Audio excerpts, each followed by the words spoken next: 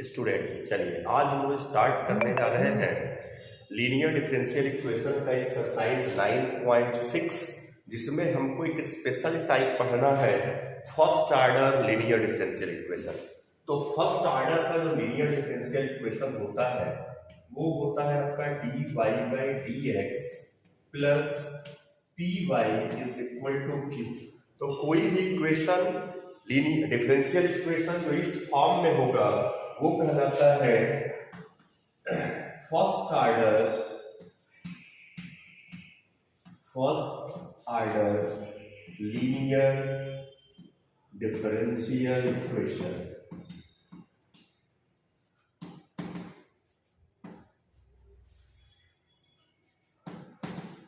Clear? तो first order के ये लीनियर डिफरेंशियल इक्वेशन है। इसको सॉल्व करने के लिए हम डायरेक्ट स्टेप को फॉलो करते हैं, क्योंकि वो सॉल्यूशन कैसे आया है वो चीज हम यहाँ से बताएं तो वो थोड़ा आपको आर्ट भी लगेगा, क्वेश्चन में भी अप्लाई करोगे तो बहुत आर्ट लगेगा। तो डायरेक्ट अगर पार्ट की बात करें तो एक इस फॉर्म में हो सकता है, दूसरा यही डिफरेंशियल इक्वेशन ऐसे भी हो सकता है d x by d y plus p x is equal to q. ठीक है, तो ये दो फॉर्म में आपको मिल सकते हैं। पहले फॉर्म के लिए सॉल्यूशन की बात करें तो डायरेक्ट हम सॉल्यूशन से ही क्वेश्चन को स्टार्ट करेंगे। तो सॉल्यूशन जो हमारा फर्स्ट का होगा उसके लिए हम लिखेंगे y इंटू आई एफ का मतलब इंटीग्रेटिंग फैक्टर। कैसे निकलेगा वो भी बताते हैं। Is equal to integration q into I F, इसका इंटीग्रेशन प्लस एस। तो डायरेक्ट हम यहीं से करना ही स्टार्ट करेंगे। और अगर दूसरा केस है हमारा तो उसके लिए हो जाएगा x into I F is equal to integration q into I F. अब यहाँ dx ना होकर के क्या हो जाएगा dy प्लस c, बस ये हो जाएगा। आई एफ कैसे निकलेगा? तो जो इंटीग्रेटिंग फैक्टर है आई एफ का मतलब इंटीग्रेटिंग फैक्टर,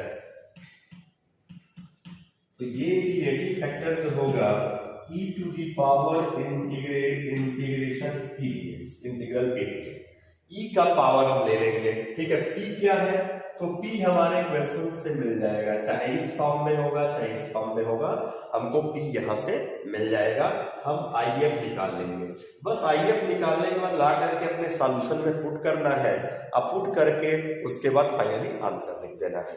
तो अब आपने क्या क्या देखा? फर्स्ट एक्सरसाइज आपने जो पढ़ा जो कि 9.4 था, सॉल्यूशन यहाँ से स्टार्ट हुआ, जिसमें वेरिएबल सेपरेबल, वेरिएबल को क्या किया जा रहा है? सेपरेट किया जा रहा था। तो वो पहले जब भी कोई डिफरेंशियल इक्वेशन सॉल्व करने को आएगा तो सबसे पहला वही चेक करिए कि वेरिएबल सेपरेबल है नहीं है। उसके बाद देखिए होमोजीनियस है नहीं है। तो फाइनली यही है। ठीक है, या कोई दो चेक कर लीजिए, जो बचेगा वो लास्ट वाला होगा। तो चेक करके ही करेंगे, रैंडम आप लगा नहीं देंगे, अप्लाई नहीं कर देंगे चलो ये तो वेरिएबल सेपरेबल का है, ये तो होमोजीनियस का है, हम ऐसे कर लेंगे। ठीक है, अब इस पे चलिए एक दो क्वेश्चन आपको हम दिखाते हैं कैसे करना है। तो पहला ही क्वेश्चन मैं नोट कर रहा हूं। फर्स्ट क्वेश्चन है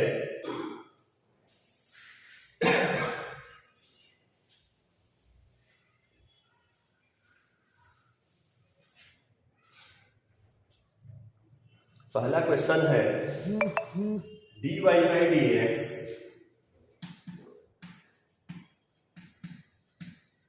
plus 2y is equal to sign.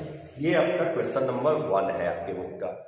इस क्वेश्चन को फिलहाल तो चेक करने की बात आए तो आप चेक कर सकते हैं, लेकिन ऐसे ही लिख गए कि किस फॉर्म में है, लिख देंगे कि इज ऑफ द फॉर्म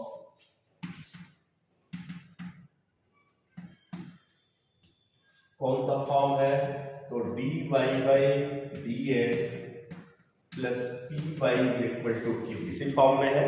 तो इस फॉर्म में होने से हमें पता चल गया, तो हम सबसे पहला काम क्या निकालेंगे? आई एफ, इंटीग्रेटिंग फैक्टर क्या होता है? E to the power integration integral P D X. तो e to the power integral P की वैल्यू क्या हो गया? 2 हो गया, जिससे कि आ गया ई टू दी पावर 2 अब 1 का क्या होता है ना x होता है, यानी e to the power 2x आ गया। अब आप अपने सॉल्यूशन में चलेंगे तो देयरफॉर सॉल्यूशन क्या होगा, तो सॉल्यूशन में लिखेंगे y into I F is equal to integration q into I F D x plus C. तो यहां से मिल गया हमको y e to the power 2x equal to integration, यहाँ पे q की वैल्यू क्या है sin x, देखिए कंपेयर करिए, q की वैल्यू क्या है sin x into I F कितना आ गया e to the power 2x dx plus C. अब बात वही हुई कि यहां तक आने के बाद ये टर्म आपको समझ में आ रहा होगा कि हम लोग इंटीग्रेशन चैप्टर में पढ़े हुए कैसे इसका इंटीग्रेशन होता है। तो इंटीग्रेशन पार्ट ही आपका एकदम बढ़िया से तैयार होना चाहिए। अगर इंटीग्रेशन पार्ट बढ़िया से नहीं तैयार है तो डिफरेंशियल इक्वेशन चाहे आप होमोजेनियस करेंगे, चाहे वेरिएबल सेपरेबल करेंगे, और चाहे ये आपका फर्स्ट ऑर्डर करेंगे, कहीं के इंटीग्रेशन में आके फंस जाएंगे। तो आपको इसका मतलब है कि इंटीग्रल चैप्टर जो है बढ़िया से तैयार होना चाहिए। बार बार उसको रिपीट करिए ताकि हर मेथड हर चीज दिमाग में आपके एकदम एग्जैक्ट सेट हो जाए। तो चलिए इसका इंटीग्रेशन करने के लिए बाई पार्ट हम बोलेंगे, लेकिन ये जहां तक उम्मीद है कि जब इसको आइलेट से करेंगे तो इनवर्स नहीं है, लॉग नहीं है, एल्जेब्रिक नहीं है, ILAT ट्रिग्नोमेट्रिक, तो ट्रिग्नोमेट्रिक ये फर्स्ट हो जाएगा, ये सेकंड होगा, ठीक है। तो अब इसका डिफरेंशिएशन करेंगे तो साइन का कास आएगा, फिर कास का साइन आएगा, तो ये बार बार रिपीट करेगा। इसमें अगर आप करेंगे, इसी में सोचेंगे कि हम इसी के साथ में करते हुए चले तो प्रॉब्लम में फंस जाएंगे, ठीक है, नहीं हो पाएगा। इसको अलग से करना पड़ेगा। किस तरीके से हम इसको अलग से दिखाएंगे कि let I is equal to integration sine x e to the power 2x dx। तो ये हमने फर्स्ट कहा और ये सेकंड कर लिया, ठीक है।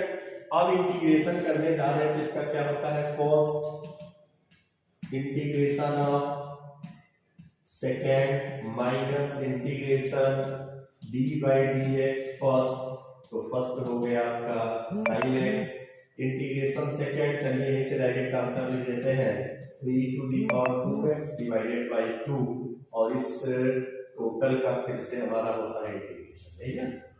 ये हमारा फॉर्मूला है।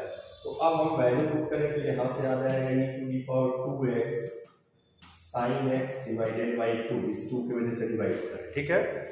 और माइनस में ये आ गया 1/2 इंटीग्रेशन, फिर से साइन का यहाँ पे हो गया cos, तो ये लिख लेते हैं cos x e to the power 2x dx।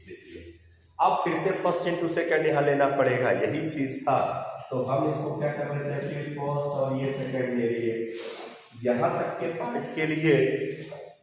अब हम ये पार्ट आपका यहीं पे बता रहे हैं, चलिए, क्योंकि जगह की थोड़ी प्रॉब्लम तो है। इज इक्वल टू, ये जैसे है वैसे कॉपी कर लीजिए, -1/2। अब इस पार्ट में हमारा फर्स्ट है तो लिख लिया cos x इंटीग्रेशन, तो integration e to the power 2x आपने देखा क्या आया था, ठीक है, क्या आया e to the power 2x divided by 2 minus integration d by dx first क्या आ जाएगा माइनस साइन x, और इसका इंटीग्रेशन कितना आ गया e to the power 2x divided by 2, और अब इसका भी इंटीग्रेशन, यही है जैसे पार्ट में चल रहा है। अब इसको आप कॉपी करके लिख ले, तो अभी भी हम कहेंगे कि ये जैसे वैसे कॉपी करिए, ये 1/2 से मल्टीप्लाई होगा 1/4, ये हो गया e to the power 2x cos, ठीक है। और यहाँ पे ये क्या हो गया प्लस, लेकिन इस वजह से माइनस ही आया, तो -1/4, और ये इंटीग्रेशन में आ गया sin x e to the power 2x dx। अब देखिए क्यों हमने आई लिया, ये जो इंटीग्रेशन है वही फिर यहाँ पे वापस क्या हो गया आ गया है। तो हम क्या करेंगे इसको, अब वहां पे भी हम आई पुट कर देंगे, तो देयरफॉर अब लिख देंगे कि आई की वैल्यू आ गया। अब इसको हम लिख लेते हैं, तो e to the power 2x sin x divided by 2, उसके बाद क्या तो सब लिखा ही है तो 1/4 e to the power 2x cos x, और ये हो जाएगा आपका -1/4 आई आ गया। ठीक है, इतनी बात क्लियर हो गई।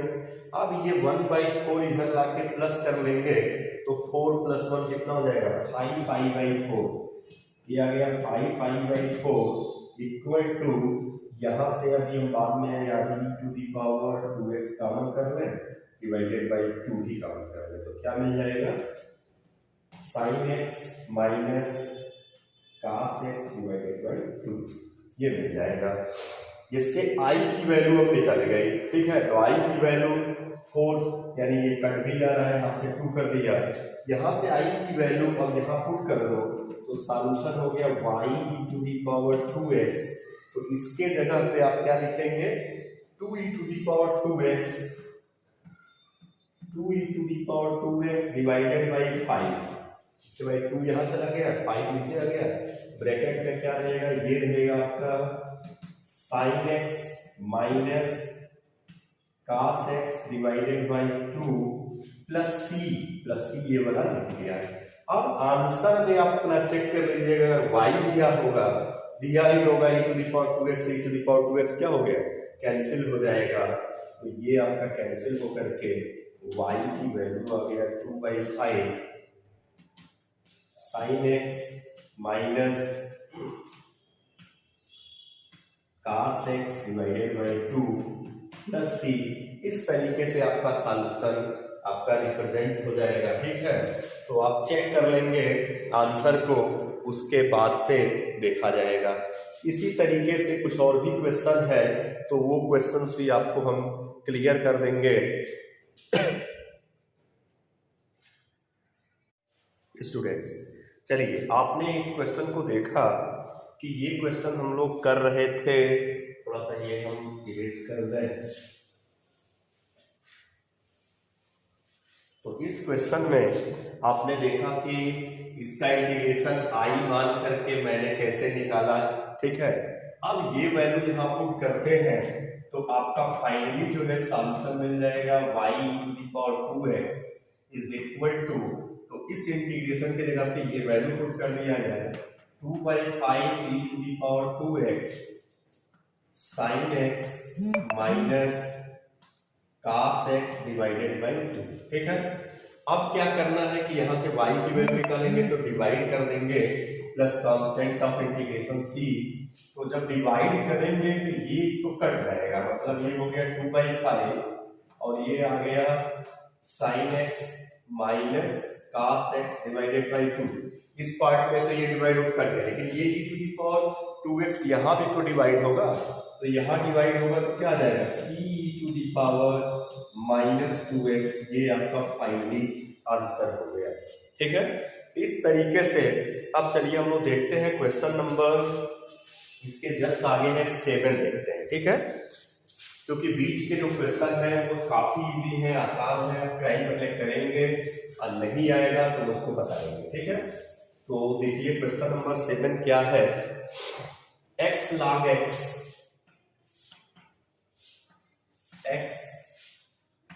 log x plus dy by dx है, x log x dy by dx plus y is equal to 2/x log x, इस तरीके से दे रहा है। ये आपका डिफरेंशियल इक्वेशन।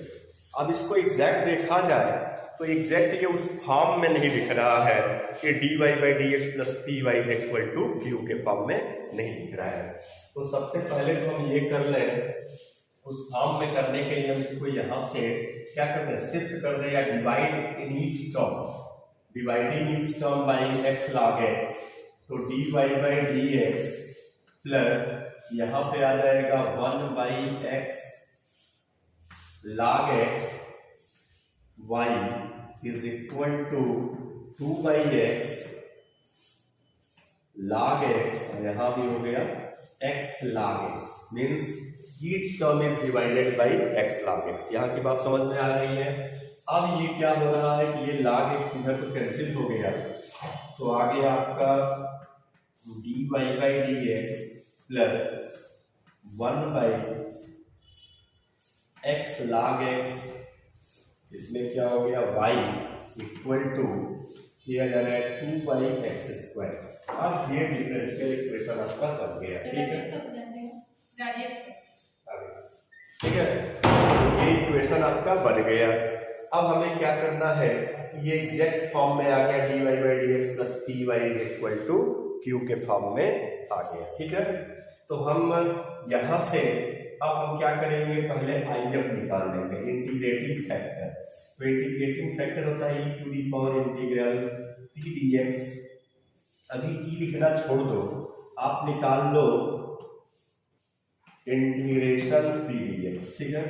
तो p की वैल्यू आपको क्या मिल रहा है, p आपका यही तो है, dy by d x plus p y equal to, तो p की वैल्यू ये है, तो मिल जाएगा integration 1 by x log x dx, सही है। अब इसका इंटीग्रेशन आपने इंटीग्रेशन चैप्टर में इंटीग्रल वाले में पढ़ा है कि अगर हम log x को t मान लें तो ये इजीली एलिमिनेट हो जाएगा। तो आप आसानी से सपोज करेंगे तो ये आ गया इंटीग्रेशन 1 बाई टी, ठीक है, इसको हमने t कर दिया। अब आप log x को t मान के तो ये क्या आएगा, dx की वैल्यू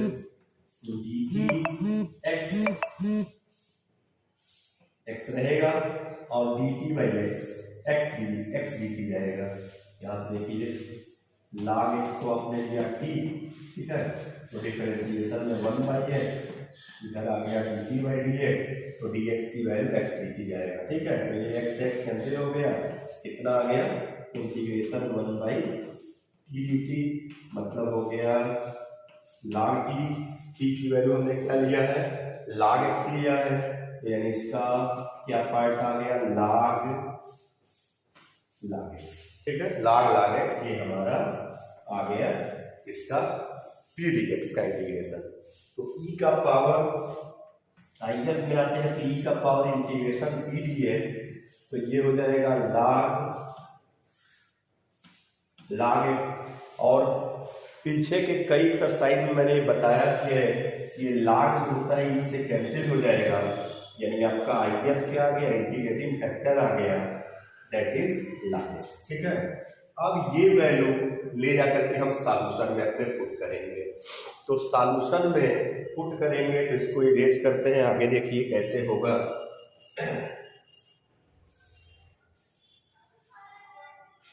चलिए हमें थोड़ा सा उधर लिखना ही पड़ेगा। तो हमारा सॉल्यूशन पार्ट क्या होगा, y into I F is equal to integration q into I F plus C, यहाँ रहेगा dx प्लस सी, ठीक है। अब इसको लिख लिया जाए तो y इंटीग्रेटिंग फैक्टर कितना आ गया, log x इंटीग्रेशन q की वैल्यू क्या आ गया, तो dy by d x plus p y equal to q, ये है आपका q, तो q की वैल्यू है 2 by x square into integrating factor क्या आ गया, log x, और इस पूरे का क्या करना है, इंटीग्रेशन, और तब लगेगा प्लस सी, ठीक है। अब यहां तक की बात समझ में आ गई तो नेक्स्ट स्टेप हम आपको दिखा दें, ये आ जाएगा 2 बाहर कर दिया जाए, या 2 बाहर न करके हम इसको कर दें log x square divided by x square plus dx plus C. log x square को t मान लिया है, 1 by x square, 2x dx की वैल्यू निकालना पड़ेगा, ठीक है। तो फिलहाल हम कुछ अलग से सोचते हैं, क्या किया है, इंटीग्रेशन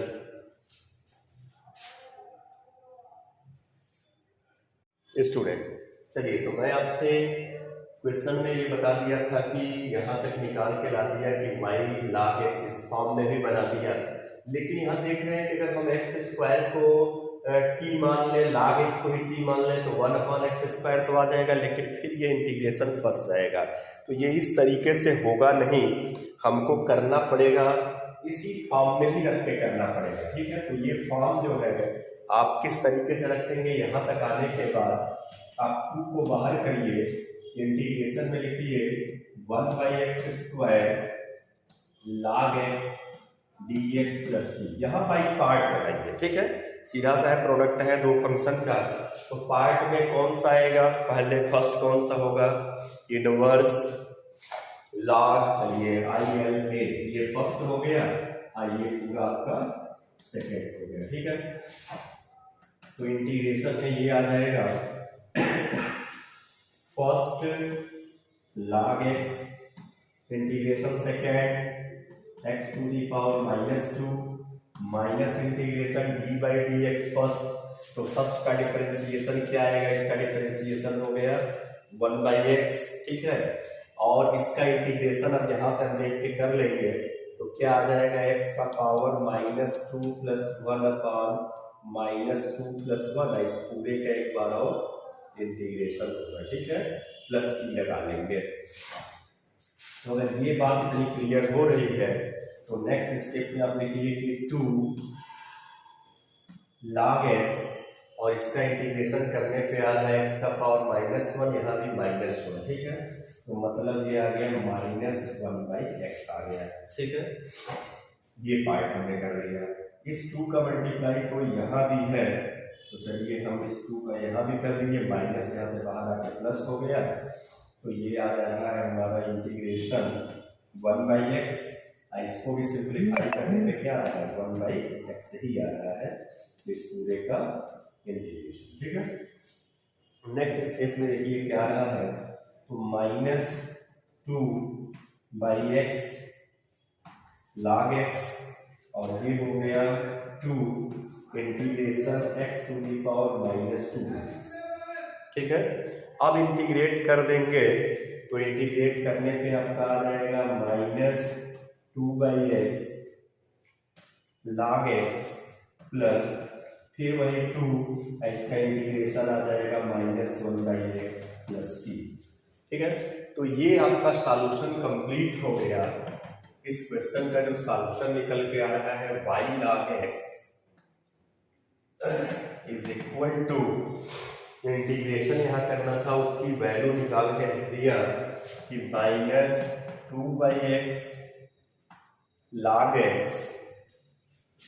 और ये भी हो जाएगा -2/x प्लस c, ठीक है। इस फॉर्म में आया है, हो सकता है डिवाइड के फॉर्म में लिखा हो तो आप आंसर अपना डिवाइड के फॉर्म में चेक कर लेंगे, और अगर डिवाइड के फॉर्म में नहीं दिया हो तो बस यहीं पे आप छोड़ देंगे, ठीक है, या चेक करके एनसीईआरटी बुक के अनुसार अपना मैनेज कर लेंगे।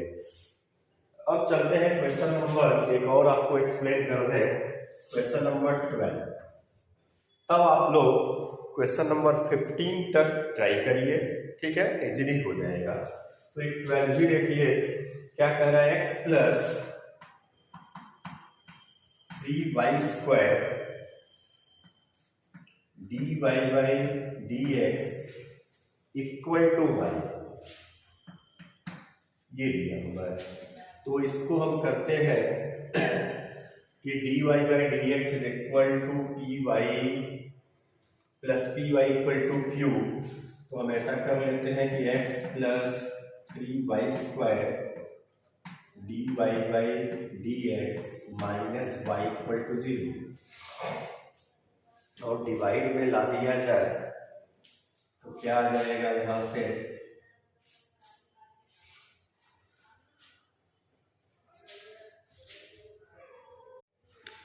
ये है आपका क्वेश्चन नंबर 12। चलिए स्टूडेंट्स, इसको हम लोग सबसे पहले, भाई कोई भी डिफरेंशियल इक्वेशन आपको मिलता है तो मैं यही बार बार आपको बताया भी, कह भी रहा हूँ कि सबसे पहले आप dy/dx निकालिए, पहले पता चले सेपरेबल है कि नहीं है। फिलहाल वैसे तो हम लोग पढ़ रहे हैं फर्स्ट ऑर्डर, तो उसके अनुसार ही हमको सेट करके चलना है कि ये dy/dx plus py = q form में है कि नहीं है।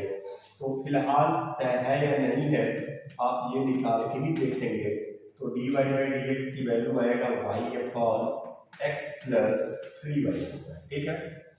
फिलहाल तो अभी हम अगर सेट भी करें कि dy/dx प्लस py = q, तो q के फॉर्म में नहीं है, q is a function of x होना चाहिए। अगर हम डिवाइड कर दिए तो y साथ में जा रहा है, ठीक है।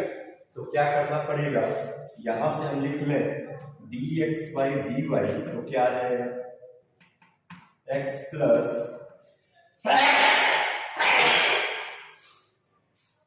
3y² अपॉन y आ गया, that is x/y plus 3y हो गया।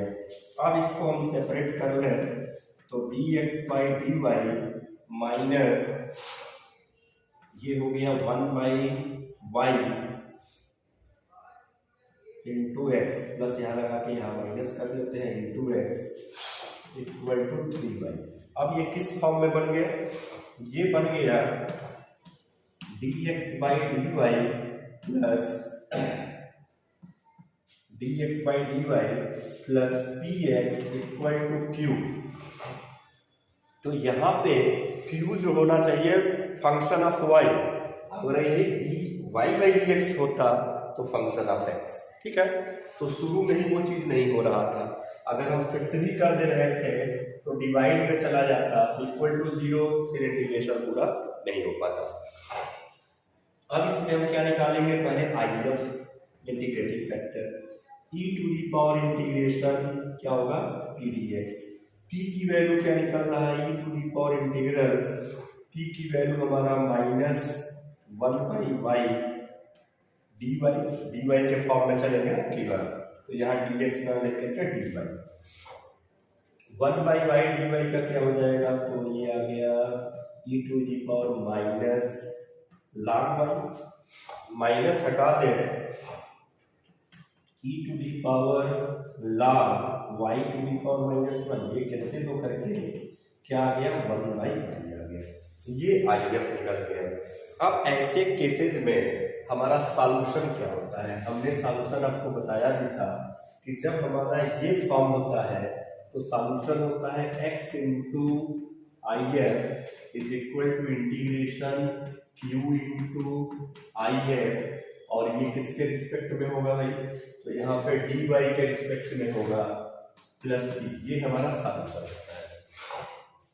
लिख देंगे देयरफॉर सॉल्यूशन,